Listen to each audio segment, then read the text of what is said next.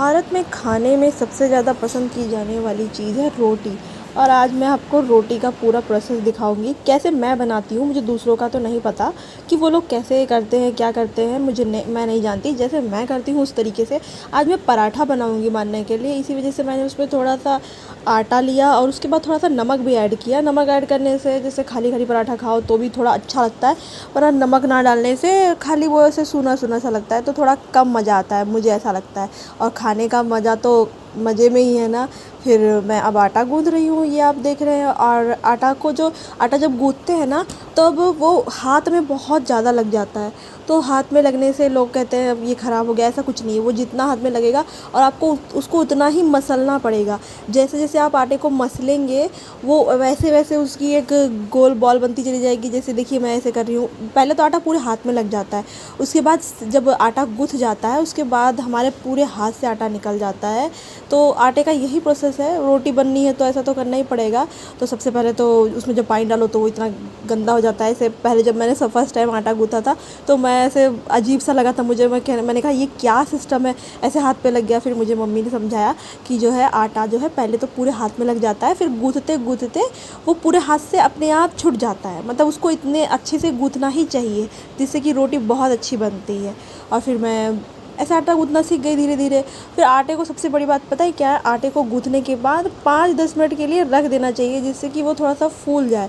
आप कभी ट्राई कीजिएगा तुरंत माड़े हुए आटे की रोटी बना करके और उसके बाद थोड़ी देर रखे हुए आटे की रोटी बनाकर, दोनों में अंतर आपको बहुत अच्छे से समझ में आ जाएगा। और फिर मैं ये आटा मार रही हूँ।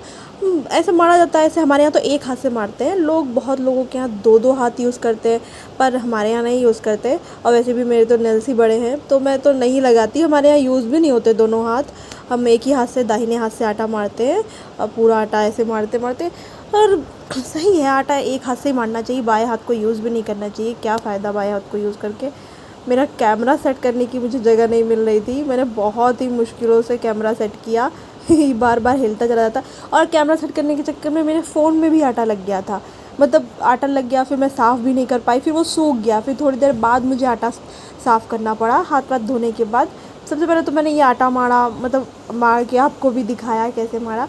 उसके बाद ये देखिए मैं इसको दबा दबा के देख रही हूँ। फिर मैंने उसको थोड़ी देर के लिए रख दिया था, ये थोड़ा गीला हो गया था एक्चुअली में, मतलब पानी ज़्यादा हो गया तो गीला हो गया। तो फिर मैंने इसमें सूखा आटा डाल के इसके ऊपर ऐसे इसको, सूखा डालने से ये ऐसा लगेगा कि इसे मिलेगा नहीं, लेकिन मिल जाता है।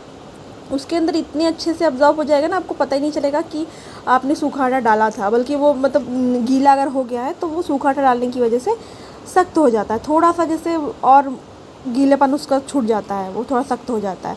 और फिर मैं ये आटा मारते मारते फिर वो मर गया था। फिर मैं इसको रख करके चली गई थी थोड़ी देर के लिए।